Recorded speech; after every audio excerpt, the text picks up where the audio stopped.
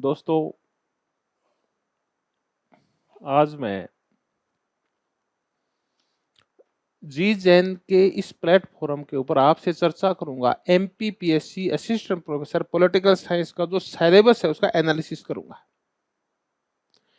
किसी भी तैयारी का, आप चाहे किसी भी चीज की तैयारी करें, आप सिविल सर्विसेज की करें, आप स्टेट सिविल सर्विसेज की करें,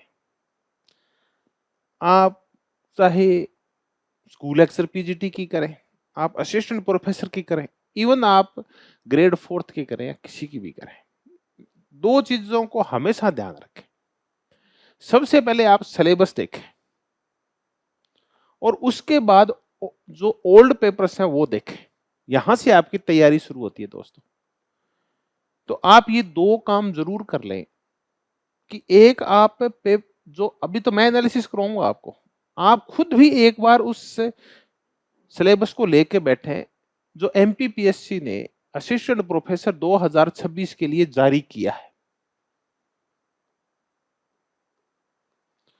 73 पद आए में दोस्तों एमपी के अंदर। अगस्त 2026 में एग्जाम है।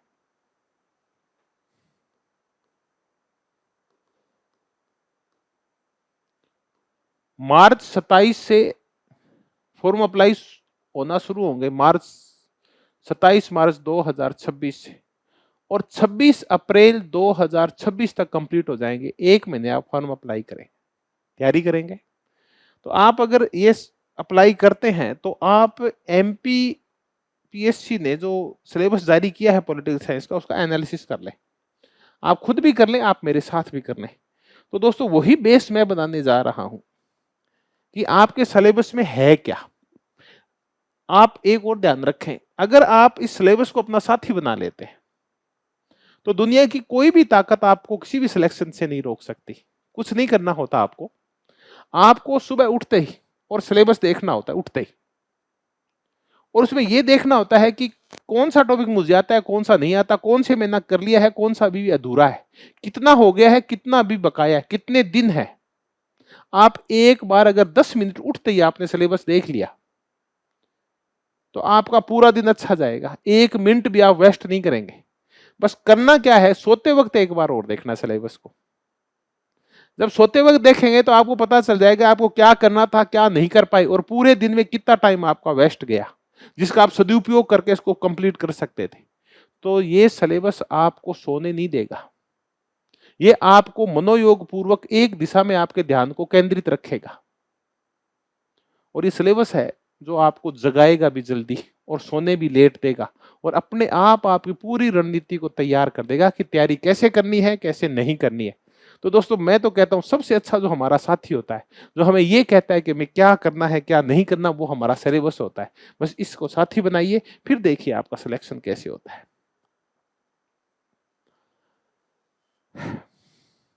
आगे बढ़ते हैं दोस्तों, सिलेबस का एनालिसिस शुरू करते हैं। आपके 10 यूनिट है। जो पहली यूनिट है उसमें भारतीय राजनीतिक विचारक है, कौटिल्य है, और महाभारत का शांति पर्व है। आधुनिक भारतीय राजनीतिक विचारकों में गांधी है, एम एन रॉय है जो नव मानववादी थे या उससे पहले मार्क्सवादी थे, अरविंदो घोष है जो राइट विंग के हैं, जयप्रकाश नारायण है जो सोशलिस्ट हैं, अंबेडकर हैं जो सामाजिक न्याय के पुरोधा हैं, और सावरकर है जो हिंदुत्व के पुरोधा है। दोस्तों अगर ये हम देखें तो कौटिल्य में से एक क्वेश्चन पक्का आएगा, गांधी में से 2 क्वेश्चन आ सकते हैं, एम एन रॉय 1, अरविंदो घोष 1, जयप्रकाश 1, अंबेडकर में से 2 क्वेश्चन आ सकते हैं, सावरकर में से भी 2 क्वेश्चन आ सकते हैं। तो कौटिल्य, गांधी और सावरकर ये सबसे महत्वपूर्ण है, और मैं ये मानता हूं कि इतने विचारक मिलके आपको 10 क्वेश्चंस के आसपास कवर करते हैं। 8 मान लो, 8 से 10, 1 2 3 4 5 6 7 8, ये 10 क्वेश्चन आ सकते हैं, किसी में 2, किसी में से 1, वरना 8 तो पक्के, हर एक में से 1 आएगा। शांति पर्व में से कम होते हैं चांस, लेकिन हम आपको ये भी अवेलेबल करवाएंगे।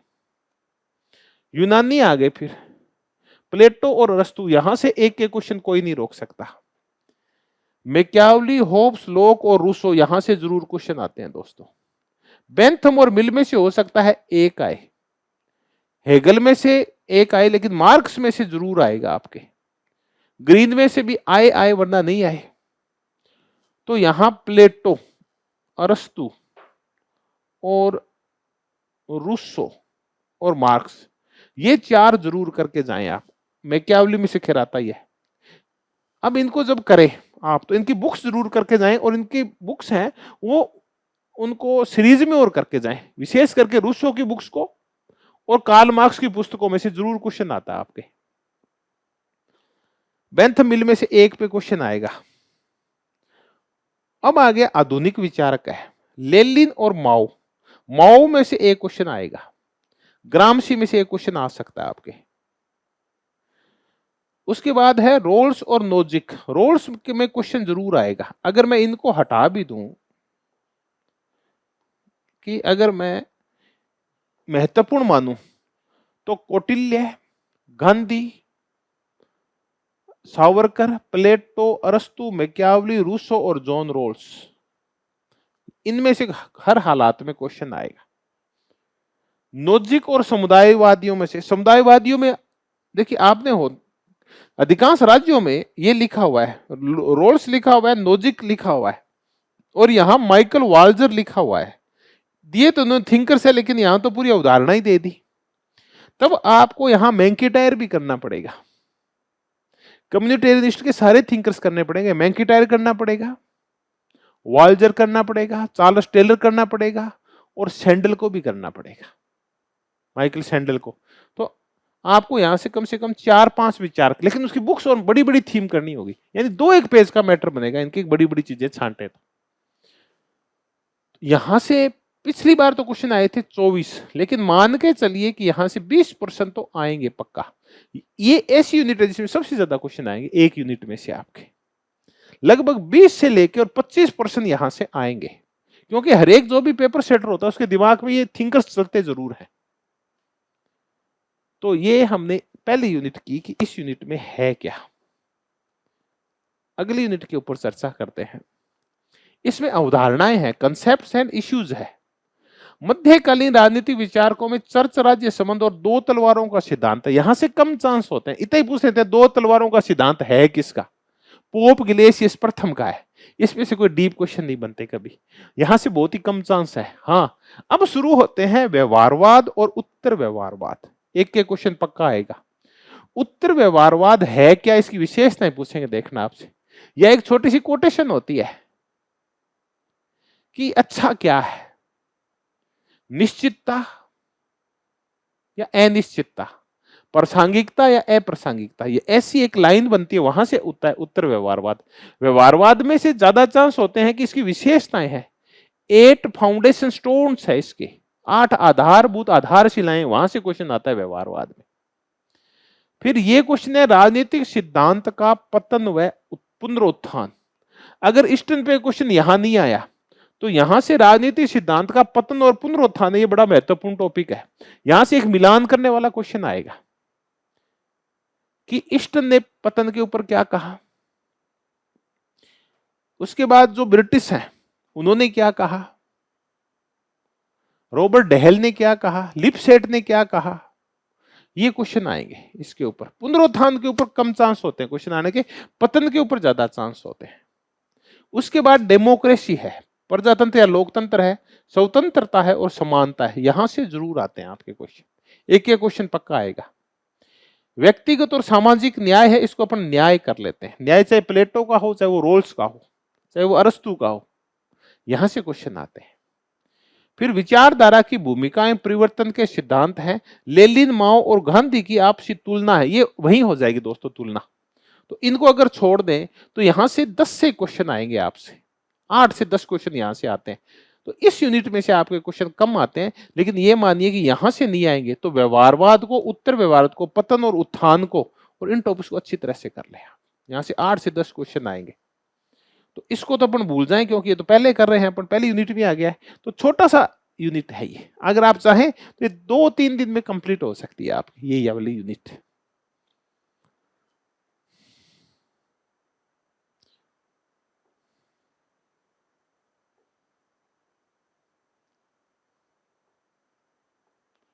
ये आ गई यूनिट 3, पॉलिटिकल कंपैरेटिव पॉलिटिक्स, तुलनात्मक राजनीति।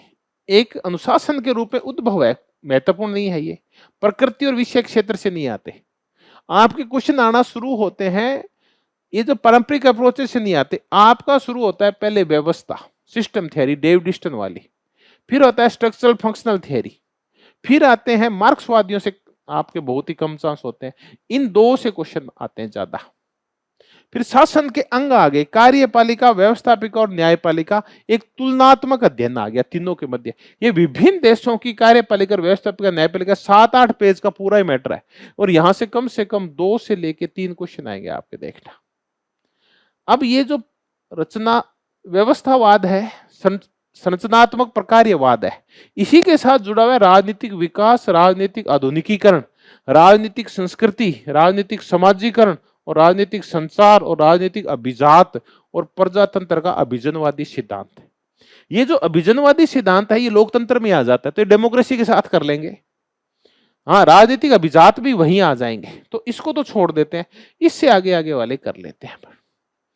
तो ये सारे है ना, आप व्यवस्था, संरचनात्मक प्रकार्यात्मक, विकास, आधुनिकीकरण, संस्कृति, समाजीकरण और राजनीतिक संचार, यहां से लगभग 10 से लेके 12 क्वेश्चन आएंगे। ये बहुत ही अच्छे क्वेश्चन आते हैं यहां से, और ये एक टफ सा है क्योंकि इनकी जो शब्दावली है ना वो बड़ी अजीब है।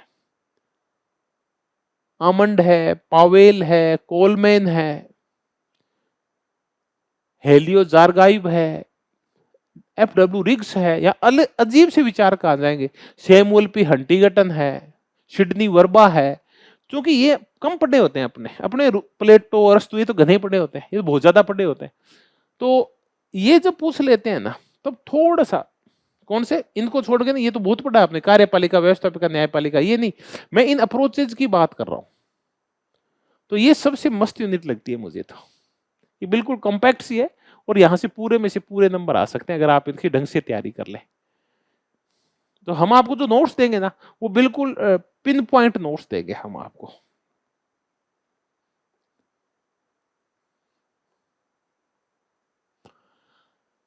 अब यूनिट नंबर आ गई दोस्तों, इंडियन कॉन्स्टिट्यूशन, राष्ट्रीय आंदोलन है, इसके ऊपर क्वेश्चन आ सकता है। संवैधानिक विकास, यहां से एक क्वेश्चन आएगा, चाहे 1909 पे आए, चाहे 19 पे आए, चाहे 35 पे आए। भारतीय संविधान की रचना है, उस रचना में आपके ये जो कॉन्स्टिट्यूएंट असेंबली है ये करना पड़ेगा आपको। उसके बाद प्रस्तावना की विशेषताएं हैं, मौलिक अधिकार है, कर्तव्य है और नीति निर्देशक तत्व है। इनमें जो सबसे महत्वपूर्ण है वो है राष्ट्रीय आंदोलन और संविधान की जो रचना है, यहां से जरूर क्वेश्चन आएगा। उसके बाद मौलिक अधिकार से 2 क्वेश्चन आ सकते हैं आपके। सामाजिक और आर्थिक परिवर्तन के साधन के रूप में संविधान, संविधान संशोधन और पुनरावलोकन नहीं आएगा, बल्कि संविधान संशोधन पे क्वेश्चन आएगा। तो मौलिक अधिकार, भारतीय संविधान की रचना यानी कॉन्स्टिट्यूएंट असेंबली और संवैधानिक संशोधन, इनमें ये 3 महत्वपूर्ण आ गए। जो प्रक्रिया है उसमें से संसद और राष्ट्रपति में से जरूर क्वेश्चन आते हैं, इन दोनों में से मिला के एक आता है, लेकिन इनमें से जो क्वेश्चन आता है वो प्रैक्टिकल ज्यादा आता है। उसमें आपसे जो थ्योरेटिकल पार्ट है, यानी भारत का संविधान में अनुच्छेद वगैरह कम पूछे जाते हैं इनके बारे में, लेकिन मंत्रिपरिषद में एक आधा पूछा जा सकता है, ये दल बदल को लेके या मंत्रियों की संख्या को लेके। अब ये कार्यशैली ये संसद के अंदर ही आ जाती है, कोई अलग से टॉपिक नहीं है ये। संघवाद, ये एक मजेदार टॉपिक है कि संघवाद है भारत में सिद्धांत और व्यवहार में कैसा है, जो फेडरलिज्म है, स्वायत्तता की मांगे क्या है, क्षेत्रीयता की मांगे क्या है, और पृथकतावादी आंदोलन, यहां से जरूर आता है एक क्वेश्चन। एक ही टॉपिक है कि मध्य प्रदेश वाले कौन सा अलग राज्य मांग रहे हैं, छत्तीसगढ़ मांग रहे थे पहले, यूपी में कौन सी राज्यों की मांगे उठ रही है, बंगाल में कौन सी मांगे उठ रही है, राजस्थान में कौन सी मांगे उठ रही है, कर्नाटक में कोगुडू की मांगे उठ रही है, आसाम में बोडोलैंड की मांगे उठ रही है, ये आता है इसके अंदर। फिर है केंद्र राज्य जो संबंध है उनके प्रतिमान उभर रहे हैं कि क्या क्या समस्या इनके सामने आ रही है, वो है कि कैसे चेंज हो रहे हैं, कौन कौन सी यूनिट है, वो कमेटीज बनी थी, ये सारी मुद्दे हैं कि 50 के बाद केंद्र राज्य संबंधों के ऊपर कौन सी कमेटीज बनी, क्या विवाद हुए, कौन प्रधानमंत्री था, कौन मुख्यमंत्री था, कौन से दल थे, ये सारी चीजें आती है।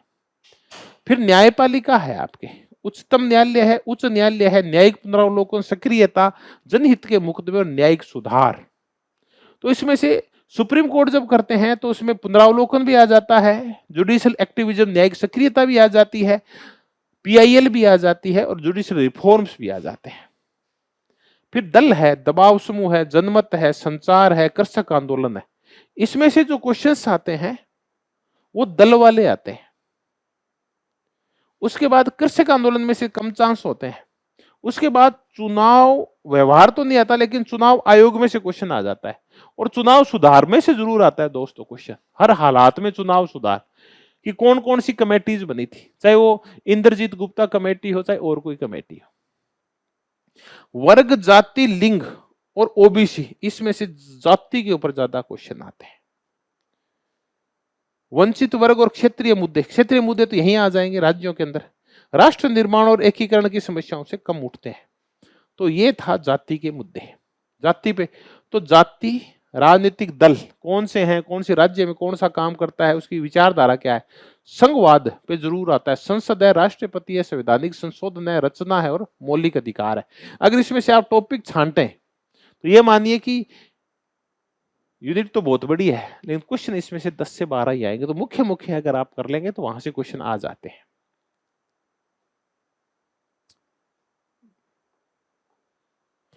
यूनिट 6 पब्लिक एडमिनिस्ट्रेशन, कार्मिक प्रशासन है, पर्सोनेल है, भर्ती है, प्रशिक्षण है, पदोन्नति है, अनुशासन है, मनोबल है। भर्ती, प्रशिक्षण, अनुशासन, मनोबल, नियोक्ता कर्मचारी संबंध, एक तो यहां से क्वेश्चन बनता है। भर्ती और प्रशिक्षण को लेके और पदोन्नति पे क्वेश्चन नहीं बनते, अनुशासन पे बहुत कम बनते हैं, मनोबल पे नहीं बनते। क्वेश्चन बनते हैं भर्ती की प्रोसेस और किस देश में भर्ती होती कैसे है, कहां लूट प्रणाली चलती है, कहां प्रतियोगिता चलती है, ऐसे क्वेश्चन आते हैं आपके। नौकरशाही यहां से जरूर आता है दोस्तों क्वेश्चन। मैक्स वेबर और नौकरशाही, एक क्वेश्चन जरूर आएगा आपके, कोई नहीं रोक सकता। उनकी आलोचना, लोक सेवक संबंधों को लेकर भारत में कुछ विवाद हुए, उनके ऊपर क्वेश्चन आता है सीधा कि कब कब मंत्री और उसके सेक्रेटरी जो आईएएस है वो झगड़े कब, और इनके ऊपर कौन सी कमेटीज बैठी, उसके ऊपर आता है क्वेश्चन। लीडरशिप पे जरूर आता है, लीडरशिप की कुछ शैली है, कौन सी तानाशाही शैली है, कौन सी डेमोक्रेट शैली, यहां जरूर आता है। फिर है डिसीजन मेकिंग में इसकी भूमिका, निर्णय प्रक्रिया में इसकी भूमिका क्या है डिसीजन मेकिंग में। डिसीजन मेकिंग में हर्बर्ट साइमन के ऊपर आता है, लेकिन ये तो नेतृत्व की है। संचार के ऊपर सिंपल क्वेश्चन आएगा। भारत में विकास योजना और प्रशासन, इस पे नहीं आता, नौकरशाही पे नहीं। उदारीकरण का लोक प्रशासन में प्रभाव, यहां से छोटा मोटा क्वेश्चन आ सकता है क्योंकि कुछ कमेटीज बनी है उदारीकरण को लेके। वित्तीय प्रशासन, बजट और लेखा परीक्षा, बजटिंग के प्रकार जरूर आते हैं दोस्तों, कितने प्रकार का लाइन आइटम बजट क्या होता है, घाटे का बजट क्या होता है, यहाँ बजट क्या होता है, ये भी आ सकता है। लेखा परीक्षा सिंपल क्वेश्चन, आधे पेज का मैटर है। गुड गवर्नेंस, प्रशासनिक भ्रष्टाचार, पारदर्शिता, जवाबदेही, सूचना का अधिकार, सूचना के अधिकार पे एक क्वेश्चन पक्का। गुड गवर्नेंस क्या होती है, एक पेज का मैटर होता है, बड़ा बड़ा समझना होता है। भ्रष्टाचार की समस्याएं क्या है और पारदर्शिता को लेकर प्रयास क्या हुए, तो भ्रष्टाचार के ऊपर कमेटीज है, उनके ऊपर क्वेश्चन आ सकता है।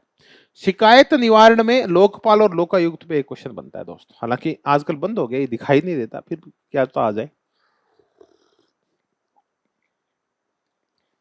तो कार्मिक प्रशासन में भर्ती के ऊपर, नियोक्ता कर्मचारी संबंधों के ऊपर, नौकरशाही पे मैक्स वेबर पे एक क्वेश्चन, लीडरशिप की जितनी भी शैली है उनके ऊपर, बजट के ऊपर और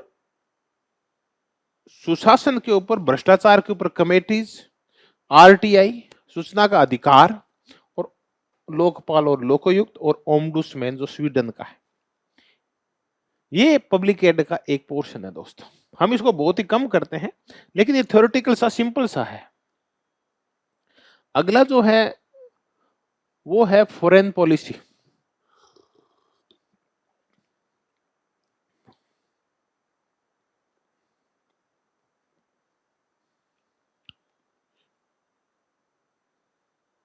ये तो रह ही गया था।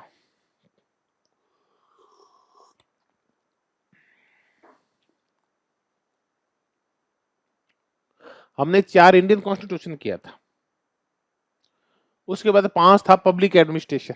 आप बाद वाला कर लिया, पहले वाला नहीं किया। लोक प्रशासन एक अनुशासन के रूप में विकास, यहां से एक क्वेश्चन हर हालात में आएगा। 5 प्रकार का डेवलपमेंट हुआ था वुडरो विल्सन से लेके अब तक। उदारीकरण 6 चरण मान लो, यहां से एक क्वेश्चन हर हालात में आता है। जो अप्रोचेज है डिसीजन मेकिंग में, अब यहां चर्चा करेंगे, यहां से आता है वो वाला डिसीजन मेकिंग जो नेक्स्ट में था वो नहीं आता। ये है डिसीजन मेकिंग। उसके बाद है पर्यावरणवाद, इसका FW रिग्स का, और व्यवस्था विकास प्रशासन। ये व्यवस्था और विकास प्रशासन अलग अलग है, डेवलपमेंट एडमिनिस्ट्रेशन।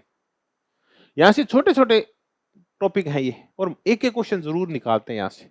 फिर संगठन के थियरीज हैं, कुछ तो ये आ गई, कुछ बच गई, वो है। फिर संगठन के नियम है, सूत्र और स्टाफ क्या होता है, आदेश की एकता स्पैन ऑफ कंट्रोल क्या होता है, सोपान हायरार्की क्या होती है, नियंत्रण का क्षेत्र क्या होता है, स्पैन ऑफ कंट्रोल क्या होता है, केंद्रीकरण विकेंद्रीकरण है, औपचारिक अनौपचारिक संगठन है, मुख्य कार्यपालक के कार्य भूमिका क्या होती है। यहां से कम चांस होते हैं।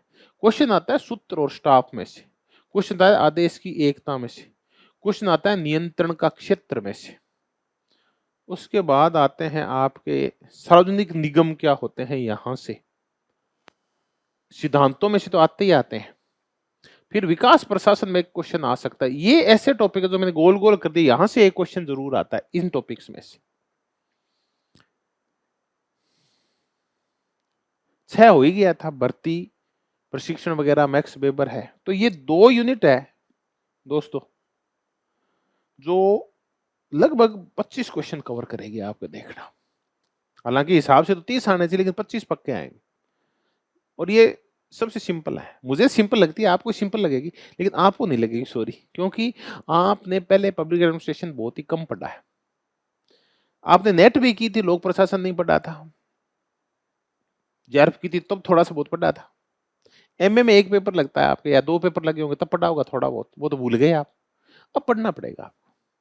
तो आप इन जितने भी टॉपिक्स कर रहे हैं उनमें सबसे कम टच में है ना, वो 5 और 6 में है। लोक प्रशासन वाला ऐसा जो सब्जेक्ट है उससे सबसे कम टच में, और मैं आपको सबसे अच्छा यही करवाऊंगा लोक प्रशासन वाला, क्योंकि मैं MA और MPhil तो हूं, वो हूं लोक प्रशासन में, फिर MA और PhD हूं मैं पॉलिटिकल साइंस से। तो लोक प्रशासन में मेरी उतनी रुचि है जितनी रुचि मेरी पॉलिटिकल साइंस में। ये बहुत अच्छी तरह से करेंगे पब्लिक एडमिनिस्ट्रेशन वाला, आप मस्त हो जाओ इसमें। तो इंटरनेशनल रिलेशंस, अंतरराष्ट्रीय संबंधों के अध्ययन के उपागम है, आदर्शवाद है, यथार्थवाद है, व्यवस्था है, खेल है, संचार और निर्णय निर्माण है। यथार्थवाद में से एक पक्का आएगा, एक व्यवस्था में से आएगा, और एक खेल में से आएगा। संचार में कार्ल डाइस पे छोटा मोटा क्वेश्चन आएगा। अंतरराष्ट्रीय संबंधों में शक्ति, हित और विचारधारा, राष्ट्रीय शक्ति और राष्ट्रीय हित में से आता है। शक्ति के तत्व क्या है, ये सारा है, उपयोग है, सीमाएं है, ये तो शक्ति आ गई। देखिए, तो कुल मिला के ये तो दोनों हैं, इनमें 2 टॉपिक है यहां, एक है राष्ट्रीय शक्ति और एक है राष्ट्रीय हित। अंतरराष्ट्रीय संबंधों की विचारधारा में से क्वेश्चन नहीं आते कभी। हित में से नेशनल इंटरेस्ट और नेशनल पावर में से आ सकते हैं, यथार्थवाद, व्यवस्था और खेल में से आ सकते हैं। फिर है सशस्त्र और युद्ध। युद्ध पे एक क्वेश्चन जरूर आता है, युद्ध कितने प्रकार के होते हैं, या जातीय युद्ध क्या होते हैं, या गृह युद्ध क्या होते हैं, प्रकृति है, कारण है, प्रकार है, ये नाभिकीय और जैविक रासायनिक युद्ध क्या होते हैं, शस्त्र स्पर्धा क्या होती है, शस्त्र नियंत्रण क्या होते हैं, निशस्त्रीकरण क्या होता है, विवादों का शांतिपूर्ण समाधान क्या है, जो यूएनओ के जो भाग 6 में, अध्याय 6 में, वो क्या है, ये सारा है। तो यहां से क्वेश्चन आते हैं वो शस्त्र नियंत्रण और निशस्त्रीकरण को लेके कुछ समझौते में दोस्तों 10-15 एक वहां से क्वेश्चन आते हैं। युद्ध के प्रकार में से क्वेश्चन आते हैं। शीत युद्ध के गठबंधन है, शीत युद्ध है और उसके गठबंधन है, यहां से क्वेश्चन जरूर आता है शीत युद्ध में से। अंत और वैश्वीकरण, यहां से कम आपके 3 क्वेश्चन आएंगे इस टॉपिक में से। ये अगर हम इतने की करें तो ये है सबसे महत्वपूर्ण, और दूसरे नंबर पे सबसे महत्वपूर्ण ये है। फिर अंतरराष्ट्रीय कानून, युद्धों की रोक उन्मूलन, ये तो वहीं आ गया युद्ध वाले में। राज्यों के अधिकार कर्तव्य, यहां से कम क्वेश्चन आते हैं। तो जो अप्रोचेज है, यथार्थवाद, सिस्टम थियरी, गेम थियरी और संचार थियरी, कम्युनिकेशन, निर्णय निर्माण तो अल्बर्ट साइमन का पब्लिक एड वाला आ जाएगा, यहां कम चांस है। राष्ट्रीय शक्ति, राष्ट्रीय हित में से एक क्वेश्चन। युद्ध के प्रकार, शस्त्र नियंत्रण, निशस्त्रीकरण और विवादों का शांतिपूर्ण समाधान, 2 क्वेश्चन। और 3 क्वेश्चन यहां से आ सकते हैं। वैश्वीकरण से तो एक हर हालात में आएगा।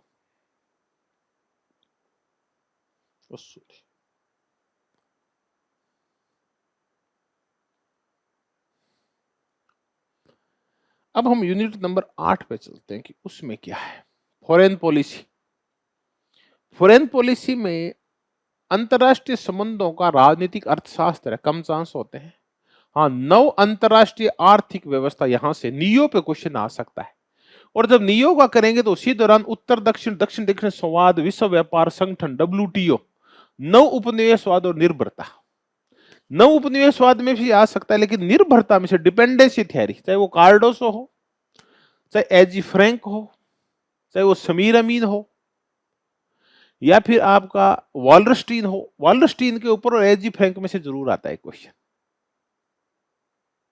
तो निर्भरता, डिपेंडेंसी थ्योरी जरूर करनी है अपने को, और आपको अच्छी तरह से करवाऊंगा मैं ये सारे टॉपिक्स।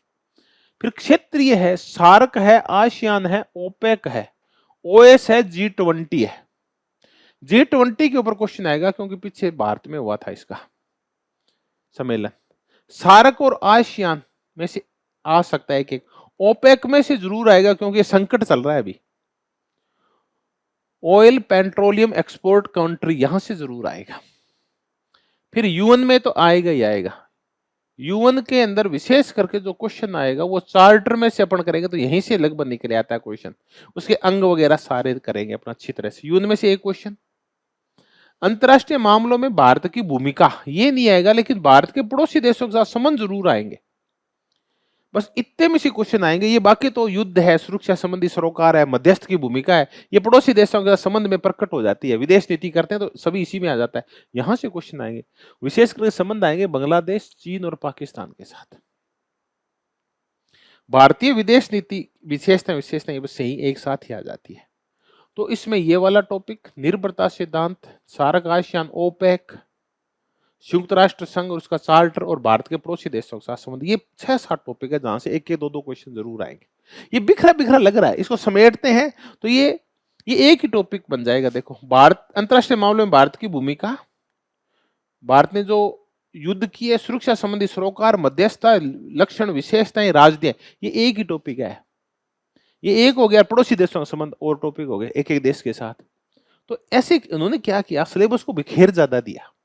टॉपिक वही है। अब संयुक्त राष्ट्र सीधा ही लिख देते तो उद्देश्य, पर्पज वगैरह सारे आ जाते इसके अंदर, लेकिन लिखा नहीं उन्होंने।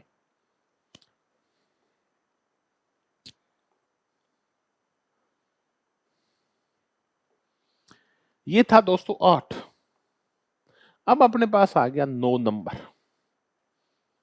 8 यूनिट में से एक यूनिट थॉट की थी, फिर थियरी थी, फिर कंपैरेटिव थी, फिर पब्लिक एड थी, दो इंटरनेशनल थी, और अब आगे ये राजस्थान आपके एमपी का है। आप इसको भी करके जाएं ध्यान से। राज्यों का जो पुनर्गठन हुआ और मध्य प्रदेश का निर्माण कैसे हुआ। देखिए, मैं इसके ऊपर आधिकारिक प्रवक्ता नहीं है, तो राज्यपाल की नियुक्ति, शक्ति, स्थिति बता सकता हूं, लेकिन यहां से जो क्वेश्चन आएंगे वो एमपी बेस्ड आएंगे, इतना ध्यान रखना, क्योंकि ये मध्य प्रदेश का है सब कुछ। तो आपसे बहुत कम पूछेंगे कि राज्यपाल के जो सैद्धांतिक प्रावधान है या जो अनुच्छेदों में प्रावधान है या संवैधानिक प्रावधान क्या है, कॉन्स्टिट्यूशनल जो व्यवस्था है वो क्या है। इसकी बजाय आपसे पूछेंगे कौन राज्यपाल रहा हुआ है एमपी का, कब रहा हुआ है, उसके टाइम क्या था, सीएम कौन था, किस पार्टी का था, कब से कब रहे, वो किस और पदों के ऊपर रहे। ऐसे क्वेश्चन। मध्य प्रदेश विधानसभा में कितने सदस्य हैं, पहले कितने थे, आज कितने हैं, अध्यक्ष कौन है, उपाध्यक्ष कौन है, किस पार्टी की कितने समय तक सरकार रही, कब यहाँ आपातकाल लगा, कब क्या हुआ, ये सारी चीजें हैं। मध्य प्रदेश की दलीय व्यवस्था, द्विदलीय, बहुदलीय, कौन से दल उभरे, कौन से चले गए, कांग्रेस के हालात, बीजेपी के हालात, ये सारे क्वेश्चन आपके एमपी के संदर्भ में है। इसका तात्पर्य 2 यूनिट एमपी की है। अगर आप इनको कर लेते हैं यूनिट्स को तो आप औरों से आगे रहेंगे। और ये राजस्थान वालों की बस की बात नहीं है, मतलब इसको करना तो है बस की बात नहीं, करवाना बस की बात नहीं है मेरे, क्योंकि बहुत सारे ऐसे काम होते हैं, उलझे रहते हैं। अगर एमपी पे अकेले पे काम करना हो तो हम ये भी कर लें, लेकिन इसके नोट्स हम आपको जरूर देंगे, बड़े बड़े जितना ही हम दे सकते हैं आपको। मध्य प्रदेश का प्रशासन सचिवालय, मुख्य सचिव, आयुक्त मध्य प्रदेश में, जिला प्रशासन, जिलाधीश की भूमिका, ग्रामीण, शहरी, नौकरशाही, स्वायत्ता, राजनीतिक जनजातियां, पिछड़े, वंचित, नक्सली, मध्य प्रदेश राज्य में महिलाओं का योगदान, विकास की राजनीति। कुल मिला के इसकी बजाय उस यूनिट में से क्वेश्चन ज्यादा आएंगे जो पीछे वाली है, इसमें तो बिखरा बिखरा मैटर है।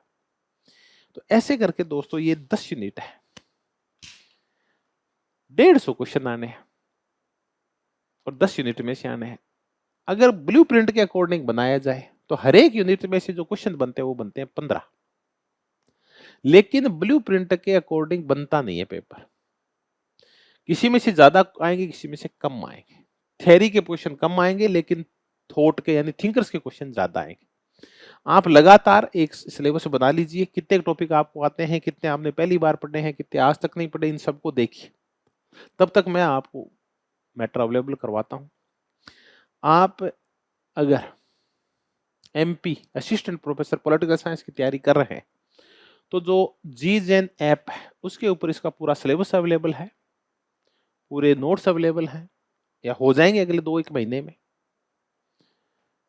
और टेस्ट अवेलेबल है, ओल्ड पेपर्स अवेलेबल है, पीवाईक्यूज अवेलेबल है, वीडियोस अवेलेबल है। तो आप जीजेन से भी जुड़ सकते हैं, अगर आपकी इच्छा हो तो आपकी तैयारी में जीजेन सहयोग कर सकता है। तो आप प्ले स्टोर पे जाइए और जो जीजेन है उसको सर्च कीजिए, उसको अपने मोबाइल में डाउनलोड कीजिए और आप देख लीजिए इसमें बड़ी बड़ी बातें क्या है। ये आपके लिए फायदेमंद होगा, अगर आपको लगे फायदेमंद है तो आप ले लीजिए। लेकिन जीजेन परिवार से आप जुड़े हुए हैं, आपने वीडियो देखा, इसके लिए भी आपने कीमती समय निकाला, इसके लिए भी बहुत बहुत तहे दिल से धन्यवाद दोस्तों आपका। Thank you, thank you, thank you.